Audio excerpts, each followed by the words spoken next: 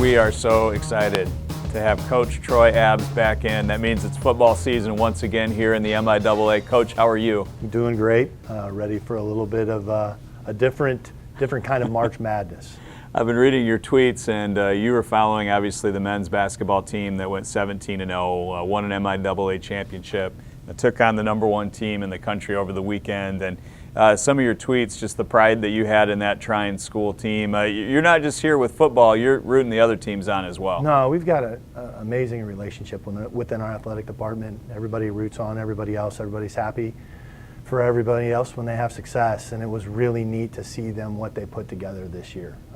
Nothing about 2020, 2021 has been normal. Mm-hmm. So when you can see a group of men, like our men's basketball team, like our women's basketball team this year, have the type of success they've had, you really applaud that and you try to duplicate that. So Lamar Carswell, superstar running back before I got to Trine, unfortunately. I never got to watch him play in person, but believe me, I fired up the YouTube and saw the kid. He's on a pro team in Wrocław, Portugal, the Wrocław Panthers. Have you caught a Wrocław Panthers game yet, Coach? I have not yet caught a Wrocław Panthers game. I did, however, catch quite a few of his games when he was playing in Finland over the summer, and he's doing a great job. He's making everybody back here proud. Oh, we're really proud of Lamar for sure, and hopefully he can keep putting up numbers. So 2-0 in the fall of 2020. You're one of the only teams in the country at the D3 level to play football. I'll never forget the announcement John Milliken made at one of our games saying this is the only Division III game being played in the country today. You guys took pride in having practices and games in the fall, didn't you? We really did, and I think it says a lot about the dedication and investment that Trine University has made in not only football, but our athletics department as a whole. It took a lot of organization from an administrative standpoint.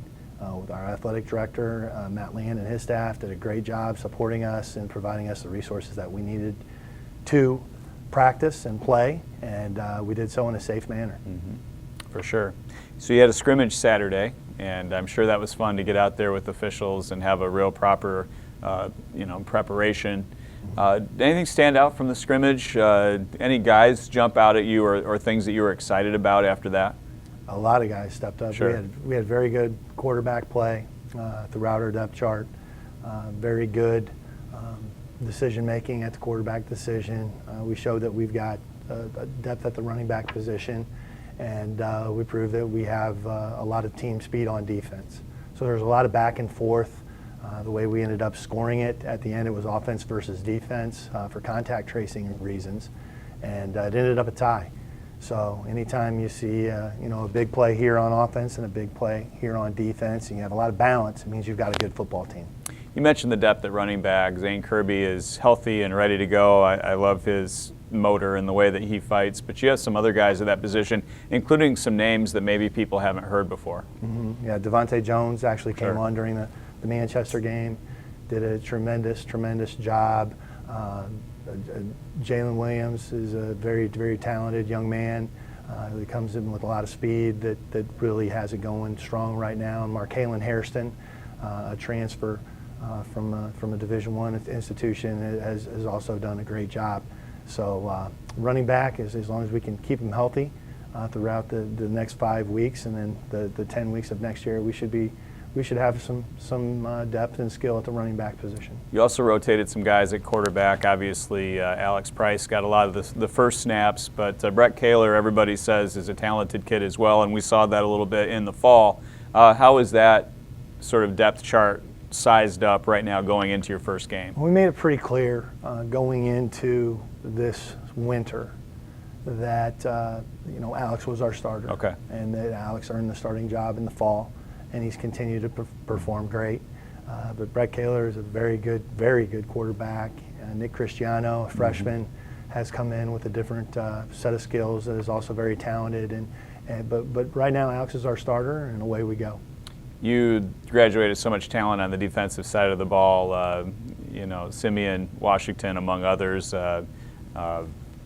Who are some of the leaders? When you look at your defensive side, and I know that's a part near and dear to your heart, who are some guys that you look out onto the field and know, get it, and understand your scheme and want to lead on the field? Well, defensively, people didn't get a real good look at what our identity or what we're going to look like in the fall. In the fall, against Adrian, we had 3 out of 11 defensive starters playing, right, with 8 of them out with contact tracing, right, or positive tests. So they'll see some different people shine than they have in the past. Kyle Nafe is a middle linebacker that has a chance to be one of, if not the best middle linebacker to ever play here. So he'll do a nice job of coming in to fill Simeon's shoes.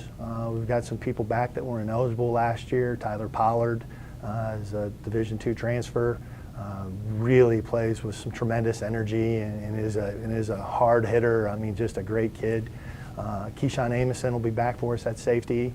He was an all-conference caliber player a year ago. And then whenever you have 2 talented corners, like we do with Dean and Sanchez, the building blocks are there for a very solid defense.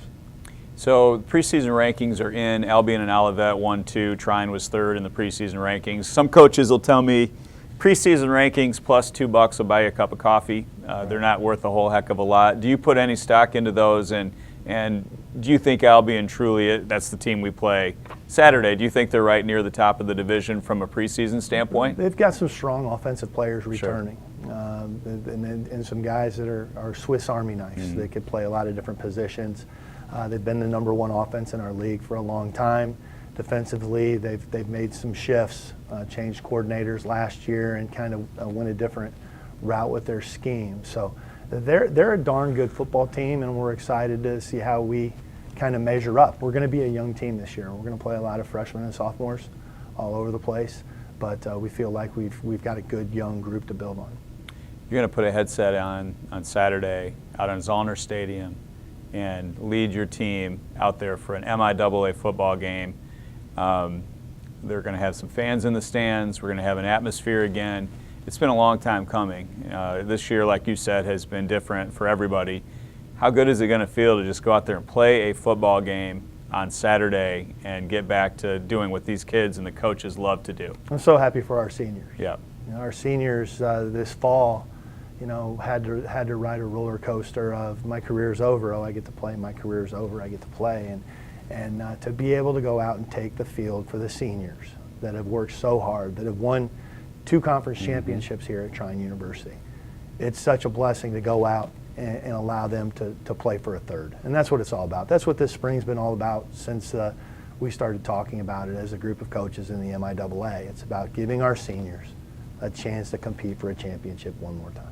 It's Albion, it's Trine University home field, it's MIAA football. So excited it's back. Coach, all the best to you. Thanks a lot. Let's go get them.